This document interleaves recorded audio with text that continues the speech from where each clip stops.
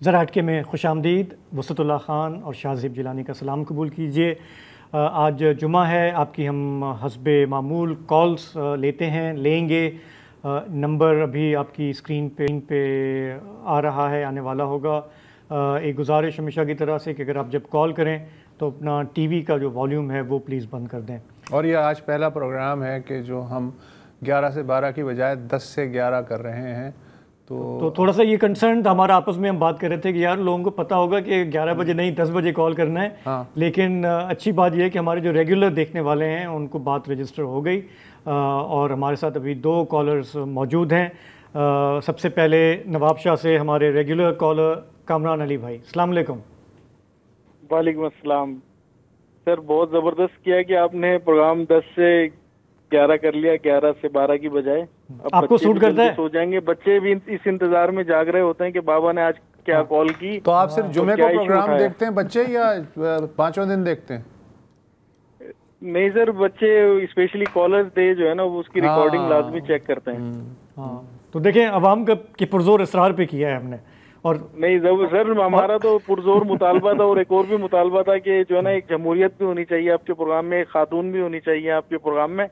और ये भी डे 1 से मुतालबा है हमारा। बिल्कुल सही है। और दूसरा ये है कि खातून अव्वल जो है वो हमारे हल्के से एमएनए हैं। हम कामरान जी सर, ये जो आपने कहा ना खातून भी होनी चाहिए, तो आप ये बताइए हम तीनों में से किसको फारिग देखना चाहते हैं ताकि उनकी जगह जाहिर रहेंगे? नहीं सर, चौथी कुर्सी भी लगा सकते हैं ना आप। नहीं फिर तो क्राउडेड हो जाएगा। हम में से बताएं कौन जाए। हाँ बताइए। नहीं सर, आप तीनों फिट हैं बिल्कुल। बस तो ठीक है, चलें। तो फिर बर्दाश्त करना पड़ेगा। अब बताएं। खातून अव्वल जो है वो आसफा भुट्टो जरदारी हमारे हल्के से एमएनए हैं। उनसे 3-4 गुजारिशात हैं। एक तो नवाब शाह जो एयरपोर्ट है वो उस पर फ्लाइट ऑपरेशन बहाल करवाएं। वो उम्रा की फ्लाइट्स और स्कर्दू की फ्लाइट्स कम से कम यहाँ से ऑपरेट होनी चाहिए।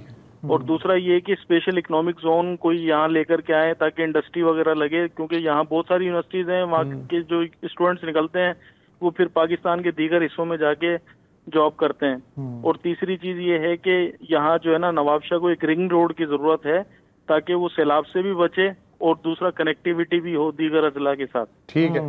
तीसरा मुतालबा तो शायद आसफा पूरा करने की कोशिश करें, लेकिन बाकी जो मुतालबात हैं मुझे पता है कि बल्कि मेरा तासुर है कि वो स्कर्दू से एक तो फ्लाइट ख्वाहिशात हाँ पे तो कोई पाबंदी नहीं है ना। हालांकि अगर आप सिंध में देख लें कराची से बाहर, तो नवाब शाह को जितना पैसा मिला है, जितना वहाँ पे पिछले 17-18 सालों में काम हुआ है, वो वहाँ पे फैसिलिटीज़ बनाई गई हैं जो बाज़ लोग कहते हैं कि उनकी शायद ज़रूरत भी नहीं थी।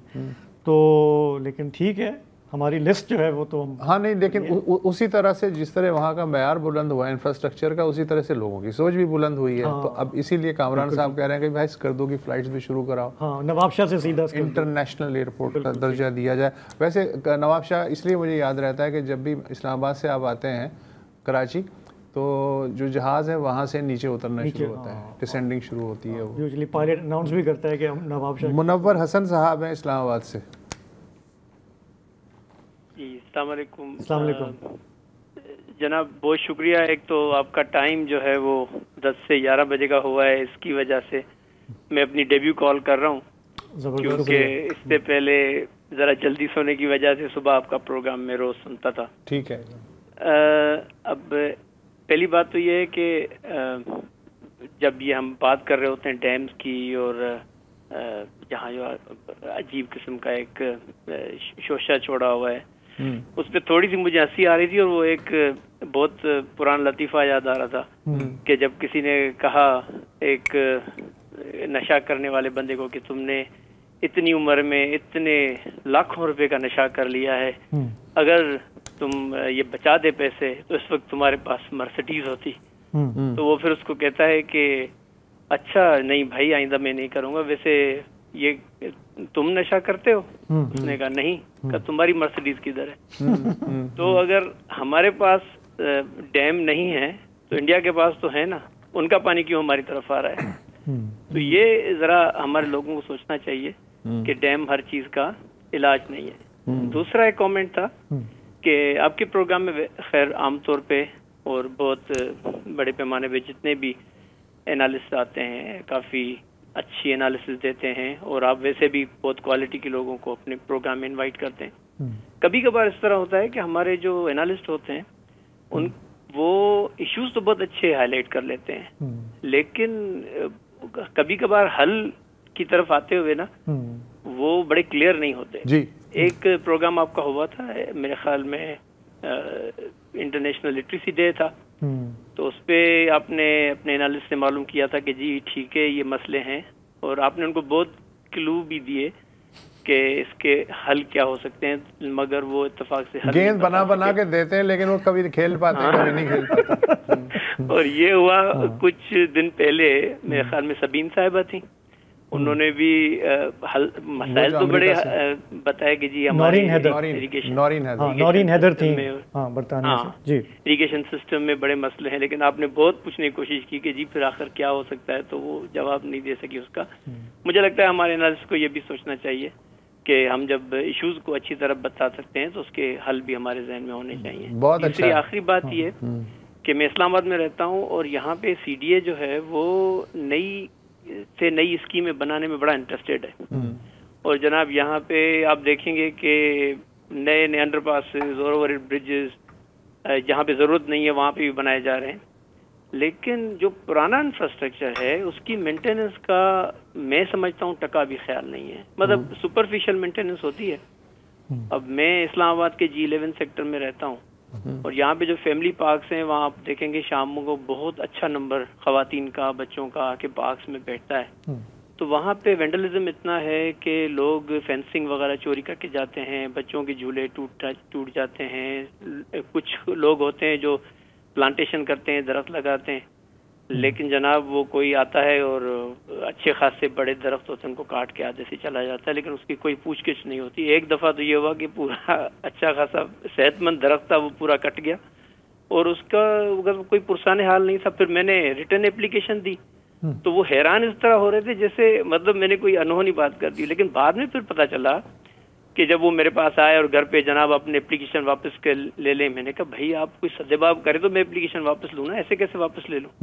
पता चला कि CDA की अपनी सिक्योरिटी है जो कि हमने कभी सुनी भी नहीं थी कि सिक्योरिटी भी है CDA की कोई, और वो उनके लोग हैं जो हिफाजत पे मामूर हैं। फिर उनके जनाब पता नहीं किस किस तरह के डिपार्टमेंट से निकला है कि वो सारे मुझे कह रहे हैं कि एप्लीकेशन वापस लें।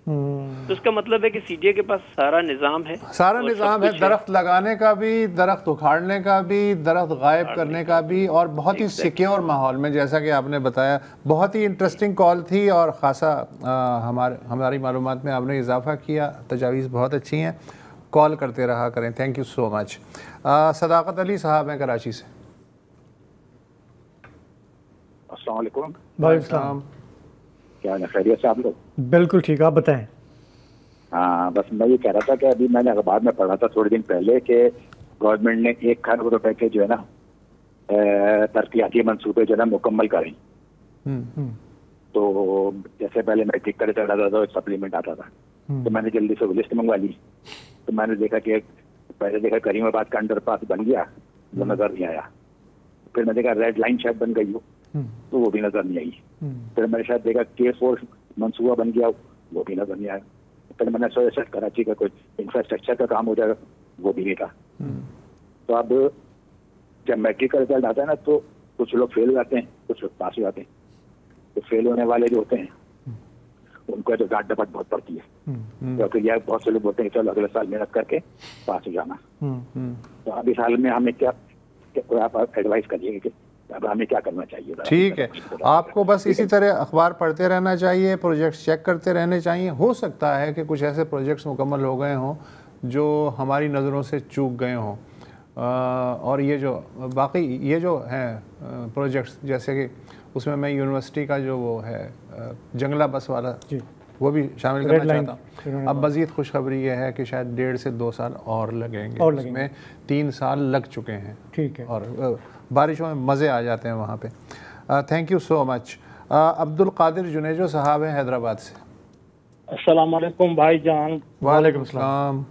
आपने छुप के प्रोग्राम आगे कर लिया, आपको फिर कैसे पता चला जुनेजो साहब? 2 दिन से बातें ही कुछ और सुनी थी। कि किस वजह से आपका प्रोग्राम 3 दिन तक बंद था और क्यों ये पीछे आया है। चलो उस बात में नहीं पड़ते हैं। अच्छा, नहीं, ये हमारे लिए भी एक मिनट, ये हमारे लिए भी खबर है कि हमारा प्रोग्राम 3 दिन तक बंद था। ये कब हुआ? ये आपके जो प्रोग्राम का टाइम चेंज हुआ उसके बाद सुना था हमने। अभी ढूंढ के पता पड़ा कि आप जो है 10 बजे पे आ गए। हुआ ये है इसी हफ्ते ना, ये कह रहे हैं कि मार्केट में ये अफवाहें थी कि हमारा प्रोग्राम जो है ऑफ एयर कर दिया गया, इसलिए 11 बजे नहीं आ रहा। बिल्कुल, ये बात दुरुस्त है आपकी कि 11 बजे ऑफ एयर कर दिया गया था 5 दिन, क्योंकि ये 10 बजे पे ले आया गया था। उस लिहाज से आपकी आधी बात ठीक है। हमने चलाए भी थे कुछ इश्तिहार, लेकिन ज़ाहिर है कि आप शायद रजिस्टर नहीं हुआ होगा हर जगह पे ना। जी फरमाइए। कुछ ना कुछ अब ये बात ये है कि मैं एक जनरल बात करता हूँ जो मसला सबके लिए है। मैं यहाँ पे हैदराबाद में कासमाबाद का इलाका है, वहाँ पे रहता हूँ और मेरे पास सोलर सिस्टम है, जो ग्रिड मीटर का सोलर सिस्टम है वो मेरे पास लगा हुआ है। पिछले दिनों एक SDO साहब थे, जनाब मोहम्मद जुमानी साहब, उसने क्या किया कि बाहर से मेरी जो है ना वो लाइट काट के चला गया। मैंने कहा यार, मैं जिंदगी भर कभी मैंने चोरी नहीं की है, कोई लाइट एक यूनिट भी नहीं की है, मैं कभी डिफॉल्टर नहीं रहा हूँ, ये मेरा जो है ना वो लाइट कैसे कट गई है। मैंने जो है ना वो अप्रोच करना शुरू की तो पता चला कि वो जो लाइनमैन था उसने कहा भाई मैंने काटी तो है लेकिन मुझे पता नहीं है क्यों, क्योंकि ये SDO साहब काट गए हैं। मैंने उससे कांटेक्ट करने की कोशिश की, उसके नंबर पे डायल करने की कोशिश, नंबर ही नहीं उठा रहा था। तो किसी एक बड़ी शख्सियत का नाम लेके मैंने कहा कि भाई मैं उसका रिश्तेदार बात कर रहा हूँ और आप मुझसे बात करें। तो उसने मुझे जो मैंने फोन की तो उसने उठाया। मैंने कहा भाई क्या प्रॉब्लम है? तो कहने लगा कि भाई आपका जो ग्रीन मीटर आपने लगाया है उससे आज तक आपने उस मीटर को 3 मरतबा चेंज किया है। 3 मरतबा। मैंने कहा फिर अगर मैंने 3 मरतबा चेंज किया है तो आप इतने दिन कहाँ सोए हुए थे? बहरहाल उसको मैंने कहा तो उसने कहा कि मैं आपको सबूत दूंगा। मैंने कहा ले आओ सबूत, मैं पूरी सिंध का अफसर रहा हूँ, आप एक सब डिवीजन का अफसर है, मैं आपको इज्जत दूंगा, चाय पिलाऊंगा, बैठाऊंगा, आप मुझे जो है वो ये दिखाएं कि मैंने ये जुर्म किया है, मैं जितना भी आप पेनल्टी लगाएंगे मैं भरूंगा। अगर आपने नहीं किया है तो मैं ये कोर्ट में केस लेके जाऊंगा। बहरहाल वो जो है वो डर गया, उसने बंदा भेजा और मुझे कनेक्शन लगा के दे दिया। अब बात यह है कि ये तो मुझे पता था और मैंने उससे बात की। ऐसे बहुत से लोग हैं जिनकी कार के चले जाते हैं फिर जो है ना अपना वो लेन देन करते हैं। अब ये है कि पिछले दिनों मैं बैठा हुआ था, खबरें सुन रहा था, कोई सेंट्रल गवर्नमेंट की कोई कैबिनेट मीटिंग हुई थी, उसमें उन्होंने जो है ना वो ये ग्रीन मीटर वालों के लिए कोई एक फंदा और भी जो है ना वो बना लिया है। वो कहते हैं कि भाई अब ये मीटर हम चेंज करेंगे और 75,000 रुपए या उससे ज्यादा का कोई मीटर है वो हम लगा के आपको देंगे। अब उसमें पता नहीं वो क्या खेल खेलेंगे। ये हाल है हमारे मुल्क का भाई। ठीक है। आप मेरे भाइयों से आज मेरा दिल कह रहा था कि मैं शेयर आपसे करूं। सही किया। आप 2-4 केसेस पकड़ेंगे, 2-4 उनकी टेक्निक्स, वो जाहिर है 3-4 और नई इजाद कर लेंगे। माल पानी तो कोई बंद नहीं कर सकता। अगला कौन है कॉलर? अहमद शकील साहब हैं लाहौर से। अस्सलाम वालेकुम। वालेकुम सलाम जी। वसीतुल्लाह खान साहब और शाहजेब जिलानी साहब, अस्सलाम वालेकुम। जी अस्सलाम वालेकुम। जी सर, मैं काफ़ी देर से ट्राई कर रहा था, लकीली मिल ही गया और फर्स्ट टाइम क्योंकि आपका 10 बजे हुआ है तो I am lucky enough to participate in your program. तो आपके प्रोग्राम के तवज्जो से सर मैं एक मैसेज या यूँ समझे कि एक अपील करना चाहता हूँ, ख़ासतौर पर उन लोगों से जो कि साबिक़ इस्तात हैं और शोबिज़ में हैं, या जाहिर है शोबिज़ में सब तो नहीं इस तरह के होते, तो लेकिन फिर भी कुछ हमारे ऐसे लोग हैं बिजनेसमैन भी और जो आला यानी ऐसे तबके से ताल्लुक़ रखते हैं कि जो कंट्रीब्यूट कर सकते हैं टुवर्ड्स ये सैलाब के मामले में जो हमारे बहुत सारे इलाके इफेक्ट हुए हैं, उनको अडॉप्ट कर लें।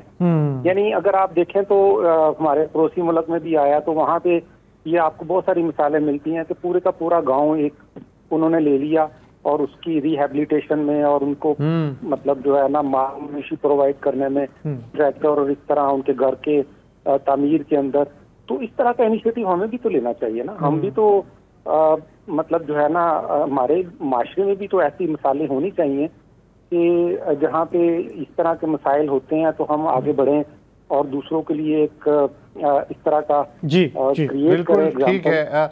वैसे हम लोग ये काम करते रहे हैं। पाकिस्तान जनरोसिटी के एतबार से मेरा ख्याल है दुनिया के जो टॉप 10 ममालिक हैं उनमें आता है। पब्लिक बहुत जनरोसिटी करती है। मैंने 2005 के ज़लज़ले में देखा, 2010 के सैलाब में देखा, 22 में भी देखा। NGOs हैं, मुखय्यर हजरात हैं, वो अपने तौर पे करते हैं। मसला ये पैदा होता है कि वो अगर कोई इंडिविजुअल खुदा तरस आदमी किसी अफेक्टेड इलाके में जाता है तो वहाँ जो प्रोफेशनल लोग होते हैं ताड़ू किस्म के एक्सपीरियंस जिन्हें डिजास्टर का होता है, वो घेर के जो मुस्तहिकीन हैं उससे पहले कि उन तक वो लोग पहुँचें या उन्हें तो पता भी नहीं होता, अजनबी होते हैं, तो ये बटबटा जाता है।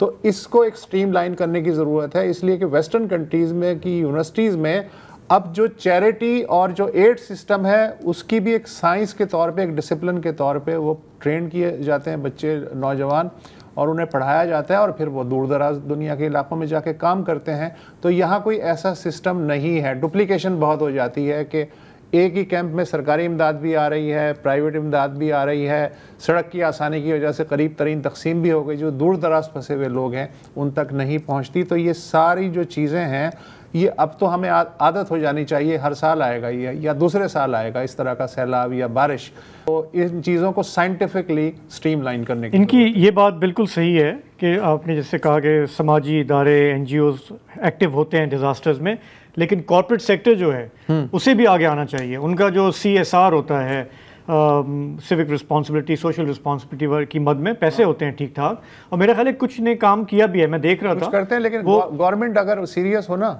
तो पिछले डिजास्टर में 2-3 डिजास्टर थे, उनमें गवर्नमेंट ने जो है वो डंडा लहराया था, तो फिर उनको कॉर्पोरेट रिस्पॉन्सिबिलिटीज याद आ गई थी। तो बहरहाल उसको और प्रमोट होना चाहिए। आपने इस तरफ तवज्जो दिलाई, आपका बहुत बहुत शुक्रिया। एक ब्रेक लेंगे, उसके बाद वापस आके आपकी मज़ीद कॉल्स। आज प्रोग्राम में इश्तिहारात ज़्यादा हैं, कॉलर्स 3 हमारे लाइन पर हैं, कोशिश करेंगे कि जल्दी जल्दी उनसे बात कर लें। हमारे साथ वाह कैंट से हैं मोहम्मद खालिद साहब। अस्सलाम वालेकुम। वालेकुम सलाम सर, वाह कैंट से खालिद बोल रहा हूँ सर। जी जी सर, मुझे ज़रा 2 मिनट टाइम चाहिए। ओके, बोलें बोलें। कि सर इस तरह है कि मैं PO वाह कैंट ऑर्डिनेंस फैक्ट्री रिटायर बंदा हूँ। अच्छा सर, उम्र मेरी 65 साल है। मुझे आज से 25 साल पहले प्लाट मिला था। उस प्लाट पे सर प्लाट मिला था और उस प्लाट पे जो है ना कब्जा ग्रुपों ने कब्जा किया। ठीक सर, वो अदालतों में केस चलता रहा। 25 साल बाद हाई कोर्ट से फैसला मेरे हक में आ गया, लेकिन अभी भी मुझे कब्जा नहीं मिल रहा। मैं अपना प्लाट होने के बावजूद किराए पे रोल रहा हूँ और मैं chief field marshal Asim Munir साहब से अपील करना चाहता हूँ, वजीर आजम शहबाज साहब से अपील करना चाहता हूँ कि मुझे अपना हक दिलाया जाए। ये कब्जा ग्रुपों से मेरा प्लाट जो है ना, मेरे पास सारे कागजात मौजूद है, हर चीज़ मौजूद है, लेकिन ये कब्जा ग्रुप सर जान नहीं छोड़ रहे। मैंने मुख्तलिफ महकमों में दरखास्तें दी हैं, कोई सुनवाई नहीं। ये वजीर आला पंजाब साहब का जो मोबाइल नंबर है 08023। अच्छा एक मिनट खालिद साहब, खालिद भाई सुने, ये आप बिल्कुल टॉप पे चले गए ना, आर्मी चीफ और प्राइम मिनिस्टर। आपने वहाँ पे अपने पुलिस से, DC से वहाँ भी भाग दौड़ की होगी ना?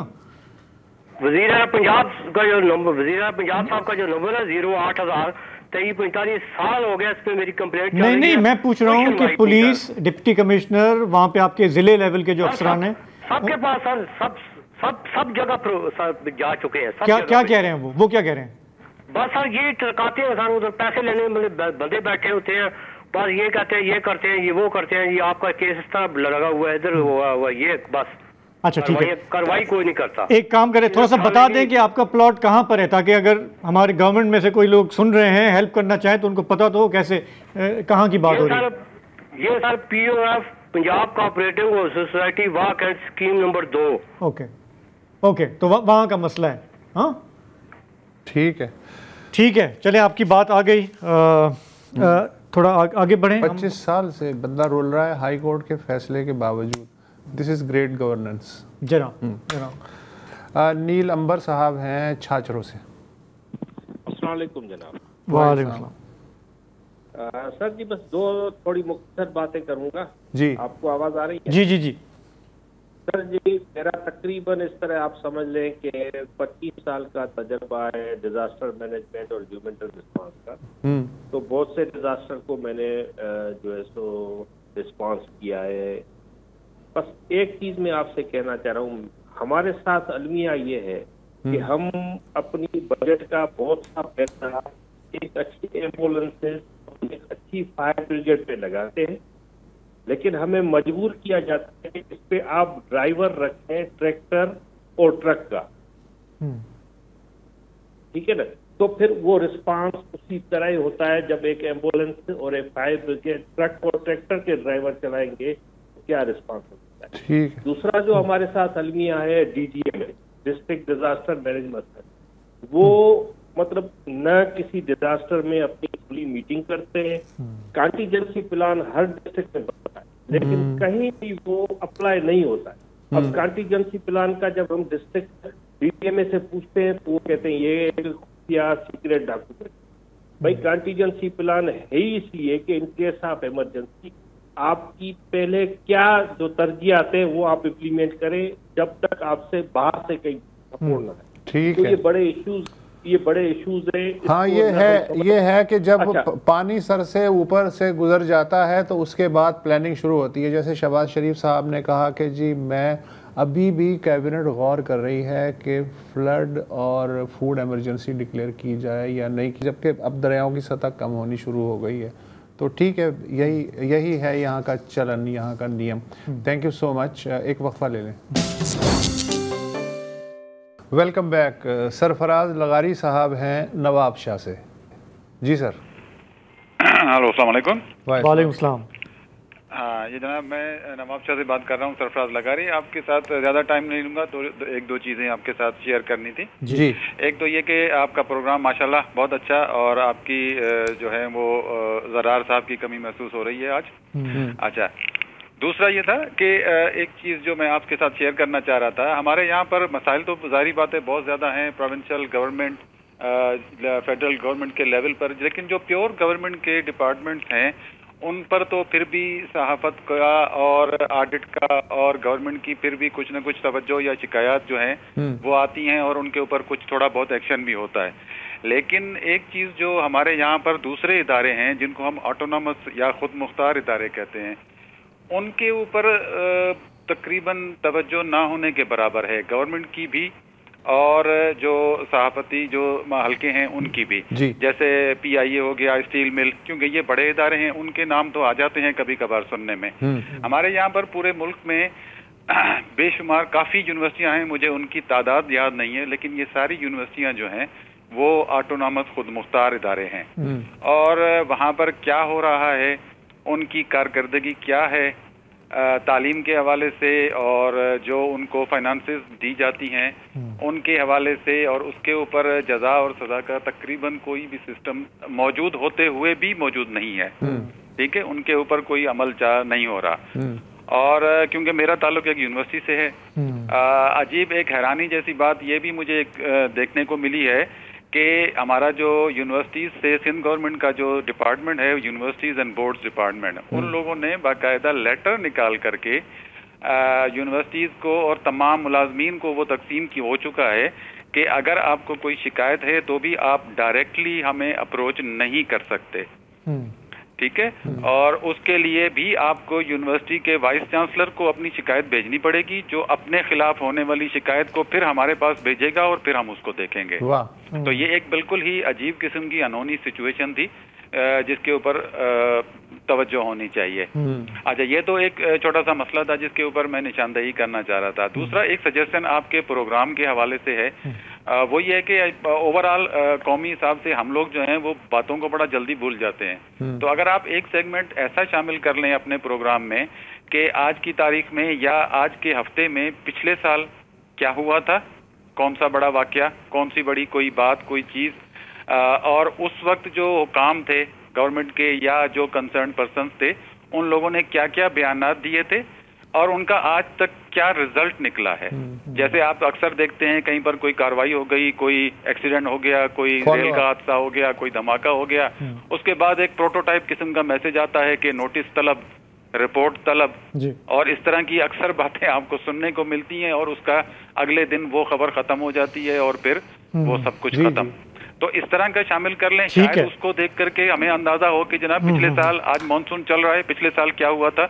नहीं, बड़ा आसान है लगारी साहब, मैं ये खबरें जो हैं जमा किए बगैर ही बता सकता हूँ। पिछले साल जो कुछ हुआ था इस साल भी यही कुछ हुआ है और अगले साल भी यही कुछ होगा। ये और हम कोशिश करते हैं फॉलो अप करने की। कल ही हमने अपने प्रोग्राम में आपने देखा कि जो सिंध में कहा गया था कि घर बनाएंगे हम, उनके जो सरबराह हैं वो बैठे हुए थे और हमने उनसे पूछा कि भाई 3 साल हो गए हैं, बताएं कितने घर बने हैं। पिछले साल भी उन्होंने बुलाया था। हाँ, तो कोशिश करते हैं कि जो अहम मामलात हैं उस पर हम फॉलो अप भी करें, शायद मजीद करना चाहिए। आपका बहुत बहुत शुक्रिया। असगर हमीद साहब हैं कराची से। अस्सलाम वालेकुम। कैसे हैं आप लोग? खैरियत से? जी जी बिल्कुल। बस सर, अपने कंट्री के लिए 2-3 छाले थे, वो आपके सामने फोड़ने थे। पुराने वक्तों में कोयले की खानों को चलाने के लिए कुछ पहलवान रखे जाते, अपने कंट्री का भी कुछ यही हाल है कि पहलवान रख लिए और उनको समझ नहीं आ रहा कि चलेगा क्या। ठीक। मामला ये है कि आप MOUs की बारात निकाल लें, लेकिन इन्वेस्टमेंट तब आती है जब 3 से 4 चीजें अवेलेबल हों कंट्री जी। पहली, सियासी तौर पे आपकी अदम इस्तेकाम का कोई चांस ना हो, पहला।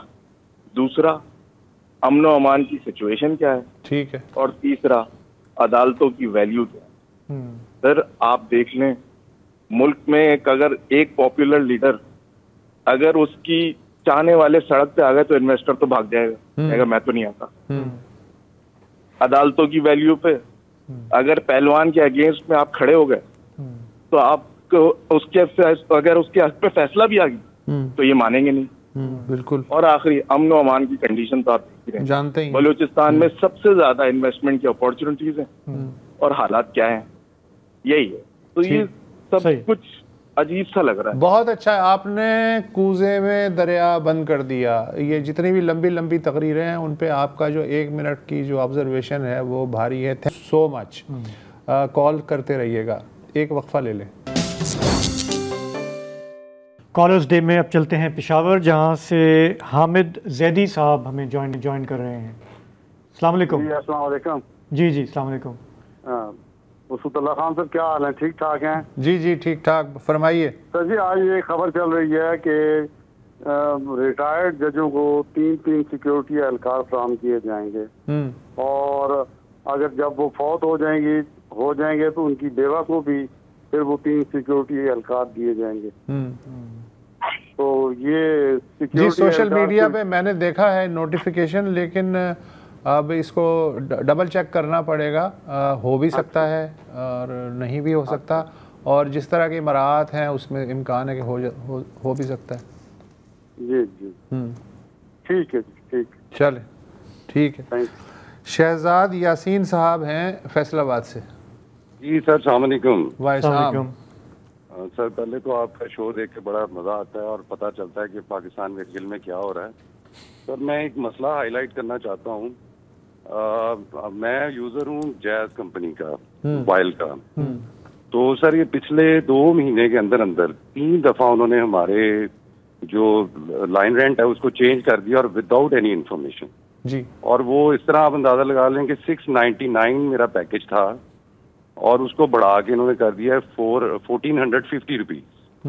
अब ये बताएं कि इसमें हमारा क्या कसूर है, ना कोई बताने के लिए तैयार है। इसके ऊपर सर मैं आपकी कोई रोशनी। तो आप जैज के दफ्तर गए, जो बड़ा उनका दफ्तर होता है? जी जी दफ्तर भी गए, कोई कम से कम 25 कंप्लेनें लिखवा दी कि भाई हमें बताओ। वो क्या कहते हैं दफ्तर में, क्या कहते हैं वो कहते हैं जी कंपनी पॉलिसी। अच्छा, नहीं एक ही लाइन है उनकी, कंपनी पॉलिसी है जी, आप नहीं कुछ कर सकते, कंपनी पॉलिसी। अभी पिछले दिनों खबर भी आई थी ना, ये टेलकोस की तरफ से। टेलकोस बादशाह हैं। हाँ, ये खबर आई थी बाकायदा कि जी पता नहीं क्या उन्होंने ये आपको कोई ना कोई फैसिलिटी ऐसी भी दे देंगे जो आपको पता नहीं होगा। जब आप पता करें कि यार ये 50 रुपये महीना क्यों काट रहे हैं, तो वो कह रहे हैं जी ये फलानी फैसिलिटी मैंने क्या ऑर्डर किया था आपको, नहीं हमने सोचा कि आपको चाहिए होगी। और उस पर हम चार्ज भी करेंगे। अच्छा, और वो 50-50 करके अगर 1 करोड़ भी सार्फिन है तो आप हिसाब लगा लें। और ये भी जिस तरह कह रहे हैं डबल से भी ऊपर हो गया ना, तो ठीक है। मोहम्मद अकील साहब हैं कराची से, आखिरी 1 मिनट जल्दी बताइए। वालेकुम सलाम। तो हमारे 2 शहीद हुए हैं हमारे मेजर, इनके लिए मैं चाहता हूं कि हमारी आवाम देखे कितने हमारे बहादुर शहीद हो रहे हैं और एक दूसरे दोस्त कुर्बान के साथ मुल्क के साथ भी हो रहे हैं। कितने यंग एज के हुए हैं, ये मैं कहता हूँ हमारे मुल्क के लिए एक सरमाया है, इनकी भी कदर करनी चाहिए। इनके लिए कोई प्लान करना चाहिए कि सिक्योरिटी लैब्स जो आ रहे हैं ये बार बार हमारे बड़े बड़े मेजर 14 शहीद हो। ठीक है, मेरा यही था, इसके लिए कोई प्लान है। Thank you so much, thank you. और बहुत शुक्रिया आप लोगों ने कॉल्स की। और दफ़ा हर जुमे का जो प्रोग्राम होता है उसमें हमारी एजुकेशन भी होती है, मालूमात में भी इजाफा होता है। ज़ाहिर है कि हर खबर हम तक नहीं पहुंचती और आप जो हैं ज़मीनी हक़ाइक़ हमारे पास लेके आते हैं। So thank you so much. हमारा वक्त अभी का ख़त्म हुआ है। इंशाअल्लाह मंडे को फिर मुलाकात होगी, तब तक के लिए खुदा हाफिज़।